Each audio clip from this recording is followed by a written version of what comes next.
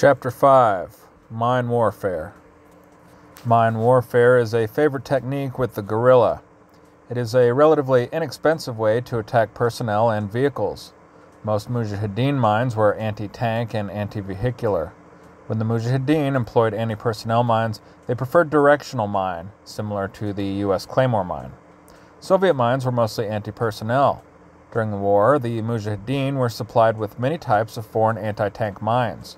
Often, the Mujahideen would stack 3 anti-tank mines on top of each other to guarantee a catastrophic kill.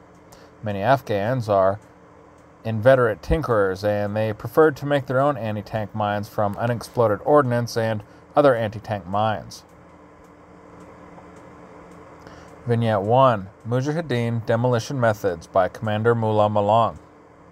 The Mujahideen would move heavy unexploded bombs, 250 to 500 kilograms, at night by tractors to the road and bury them under bridges, underpasses, and viaducts. The bombs were remotely controlled, usually by homemade detonators, fired some 500 meters from the road. Several such bombs would be detonated under a passing enemy convoy to heavily damage the vehicles. Tanks and other armored escort vehicles were the primary target for remote-controlled bombs. If remote-controlled detonation was unfeasible, the Mujahideen used another method to selectively attack the tracked armored vehicles. The Mujahideen would stretch 2 metal wires across the paved road. The wires were spaced close together and hooked up to an electric battery.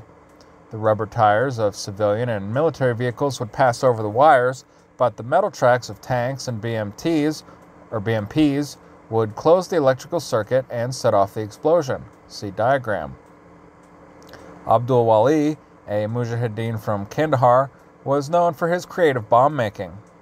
Once, in 1986, he sent a floating bomb down the Nashi Jan Creek, which runs in the western suburbs of Kandahar city from northeast to southwest, to destroy a government outpost at a hotel. Abdul Wali strapped a 250-kilogram bomb onto some truck tire inner tubes.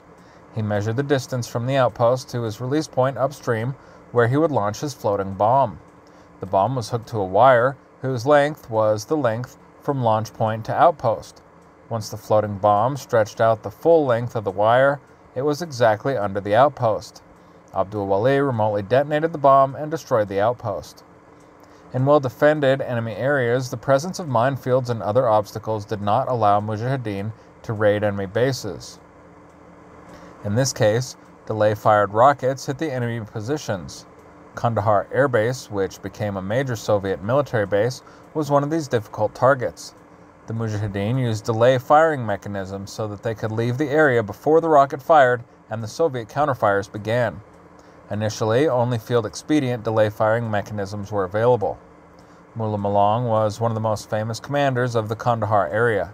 He was an adherent of Maulavi Muhammad Yunus Khalis Islamic Party, Hezbi Islami Khalis. Later in the war, the Mujahideen acquired factory-produced remote control devices to fire their rockets, but they still continued to use field-expedient methods to do the job.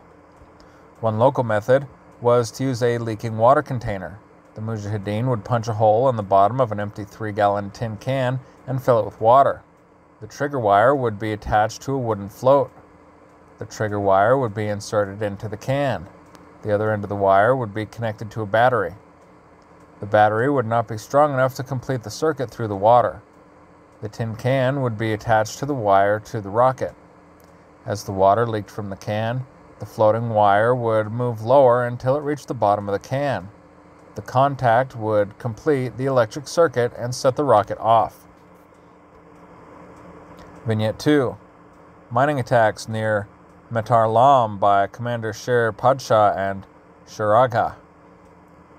After the battle for Alishang District Center, Commander Pach gathered 30 Mujahideen and moved forward south to the village of Mendrawar. Mendrawar is about 11 kilometers south of the provincial capital of Metar-Lam and about 5 kilometers north of the Kabul-Jalalabad highway. We received information that an armored column would be moving from Jalalabad to Metar-Lam toward the end of August 1981, map 5-1 Metar. We decided to attack the column with bombs and an ambush. We liked powerful mines, so we usually took the explosives from 2 Egyptian plastic mines and put these into a single large cooking oil tin container. We also used the explosives from unexploded Soviet ordnance to make our own bombs. We put one bomb under a small bridge and hooked a remote-controlled device onto it. We strung the detonating wire about 100 meters further south, where we established our ambush in an orchard on the east side of the highway. We had 2 RPG-7s, 1 PK machine gun, and 1 Bernau light machine gun. There were 3 Mujahideen in the bomb-firing party. We saw the Soviet column approach slowly. Dismounted Soviet engineers were walking in front of the column with their mine detectors. They were carefully checking the route. When they came to the small bridge, they discovered the bomb. Several Soviets gathered around the bomb, but instead of disconnecting the wires, they stood around talking about the bomb. The 3-man firing party, Shuraga, Matin, and another Shuraga, were watching them through binoculars. We saw several Soviets checking the bomb and knew that the ambush was spoiled, so we detonated the bomb, killing several Soviets. The Soviet column began firing in every direction. We left the orchard and withdrew through the bazaar and Mendrawer going north. Some of the villagers were wounded by the Soviet fire. 3 or 4 days later, we had 40 Mujahideen in our group and were ready to try another ambush. We went to the village of Mashakel. We buried 2 of our bombs in the road. We did not have any more remote control firing devices, so we rigged these bombs with pressure fuses. We put cow manure on the mines to hide them. God bless Matin's soul, he used to always put the manure on the mines. We set up our ambush covering the mines. We saw the column approach slowly. Soldiers with mine-detecting dogs were walking in front of the column. The dogs were running loose, and they promptly found and pointed out our bombs. Shuraga and Shawali moved forward when they saw the dogs. They watched as the dogs stood by the mine. 2 soldiers got out of an APC with a long probe. The soldiers started probing the manure piles, and they found the mine in the 3rd pile. 4 Soviets, including an officer, crowded together looking at the mine.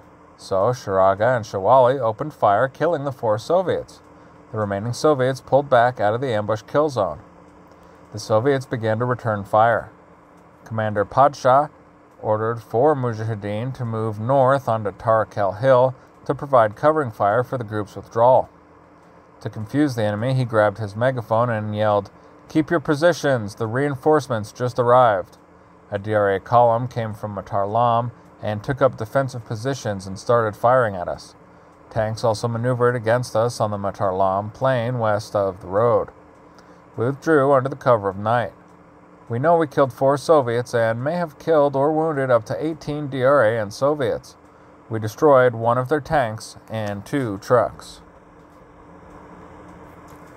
Chapter commentary. The Mujahideen preference for homemade mines and metal cans made it easier for Soviet mine detectors to find them. The tendency for curious troops to cluster around a newly discovered mine is not uniquely Soviet, and the Soviets eventually trained their engineers to quit clustering around the mines. The Mujahideen usually combined demolitions and mining with other forms of offensive and defensive action. They usually covered their mines with direct fire weapons. The Mujahideen seldom left their mines unattended if they were located a distance from the border and a ready supply of mines. After an ambush or fight, they would often dig up their unexpended mines and take them with them to the next mission.